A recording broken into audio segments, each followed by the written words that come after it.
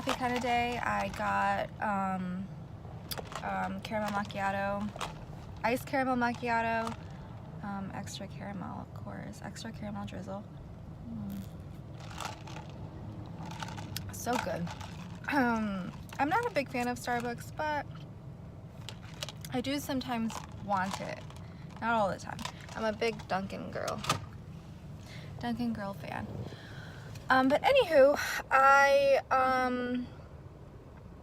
this video is going to be sort of like a rant on a specific company, and I'm putting this out there for anybody who is wondering about either working for this company, you know, or not, because in the beginning I was like thinking about it, measuring the pros and cons. I'm going to mention some pros, some cons, and I'm going to mention the major negative impact that this company left me with. They really have no rapport with their employees, because at the end of the day, we're the ones that are making them the big bucks. Just saying. So, but anyways, the company that I'm talking about is Wag, and if you've never heard of Wag is, and of course, obviously if you're interested, you've heard of it, but Wag is a dog walking service. It's basically like an Uber for dogs, literally. It's an app, you download it on your phone, and if you're the client, you basically request either a walker that's nearby or a preferred walker. They'll come.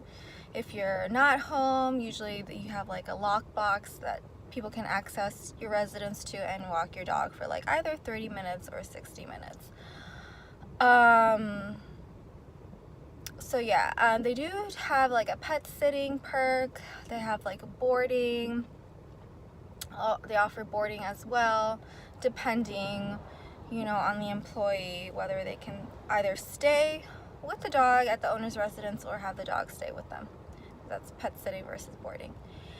Anywho, so that's the company that Wag is. As an employee, you basically apply online. You do like a test, an application. Once you get in, I've heard of some people having to do a video. I didn't have to do a video, but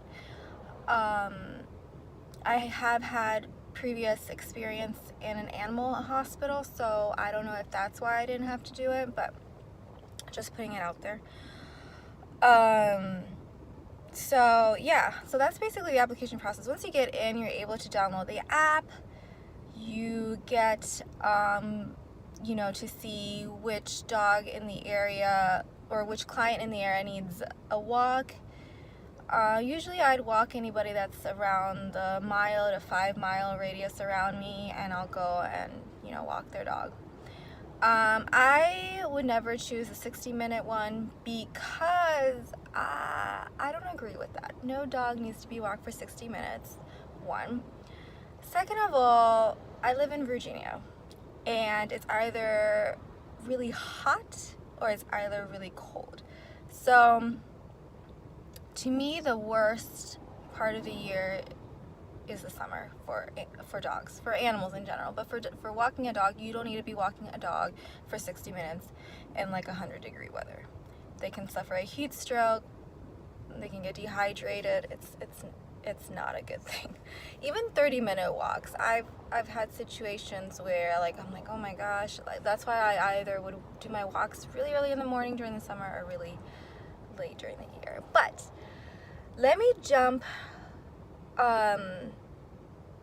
right into the pros, and then I'll list the cons, and then I'll tell you the big negative impact till the very end. And that's where I stopped doing Wag. So obviously the pros is that you have a flexible schedule. You really do. You can pick, whenever you want to.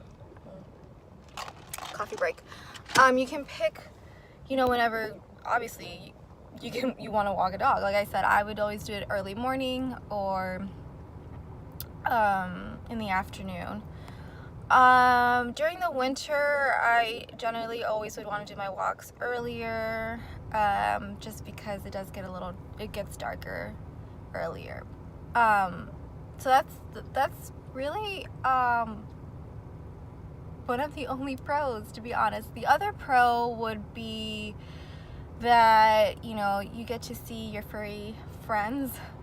I mean, you do get to build a bond, especially if you're they're repeated clients. You do get to build a bond with them, and that's actually something that I missed working in an animal hospital. I don't work in an animal hospital now. I did it for 10 years, so obviously I did miss it, and that's why I wanted to work somewhere part-time that involves our furry friends. But so yeah, those are actually the only perks. Let's get to the cons. So you, as an employee, you are an independent contractor. You basically sign, a document, and so yeah, they basically pay you through a payable account, and in there is like your contract. It states how you're an independent contractor. In terms of taxes, they don't take taxes out. So if you end up making this like a full-time job, you'd end up owing taxes when it's time to file. And to me, that was a big negative perk. Obviously, I did it part-time, so I don't think it really impacted me as hard. But if you do end up doing it, various hours during the month, I feel like it would impact you. So that's one, or two. One other thing that I always thought about was how WAG doesn't really have a sort of like a protection / insurance on you. Like if you were to, and they're very bad at even alerting you about this, like usually at an animal hospital, when you're about to treat a pet, it says either caution or beware, it will bite. So you take precautions with this pet. So WAG doesn't do that. There have been a couple of times that I have gone into a residency and there are no alerts on this animal being, aggressive. I've had experience, so I know how to deal with this. But I don't know if everyone out there has had experience before with this. So if you were to get bit, that's your problem. Remember, you're an independent contractor, so that's not WAG's problem. You get bit, you basically treat yourself. And the sad part is that that pet keeps getting put on lists to be walked without any alerts. I mean, there is a part where you can put in, like your notes, which is helpful. But otherwise, like, that pet is there repeatedly. So that's the other bad part about it. You don't really know the pet, and something like this can happen and you're not protected. That's another con. Kind of going with that is also in case of emergencies, like you never know what can happen. And I always was terrified about this because there were a couple of times where I couldn't access the residency for whatever reason. Like the lockbox was in there. One time the owner wasn't aware that she had put in a walk for that time. Like, let's just say she said, oh, I said 7 p.m., but I showed up at 7 a.m. Like, she was like, no, I put it for 7 p.m. And apparently that had happened to her many a times, where it was the wrong time for the walk. And WAG didn't do anything about it until like a day later. You see, like in a certain emergency situation, you can't wait a day. You can't even wait like 10 minutes. And what I'm talking about is like an emergency, like a pet ran away, because anything can happen. An accident, anything. And sometimes like they do have not the number of the owner, not the phone number of the owner, but like a sort of like a number where you can contact the owner, like a hotline. And it sends you straight to the owner's phone without showing the owner's phone number, if that makes any sense. But you know, the owner, sometimes they don't even answer the phone because, you know, they were at work, I don't know. But that hotline that WAG has, they never answer the phone. They're never there. And I have to say, it's never been an emergency case, like I said. It's been like residency, like I can't access the residency, or something like that. Or the owner said this, but this isn't happening, or something like that. Things like that. And I've had to wait. It's annoying, but I've had to wait 30 minutes, an hour. Sometimes the owner was supposed to be home. They don't answer the phone, or they don't answer the door, and I'm waiting and waiting. It's annoying, but in an emergency type of situation, that's dangerous. You need to get yourself together, WAG. Like, you can't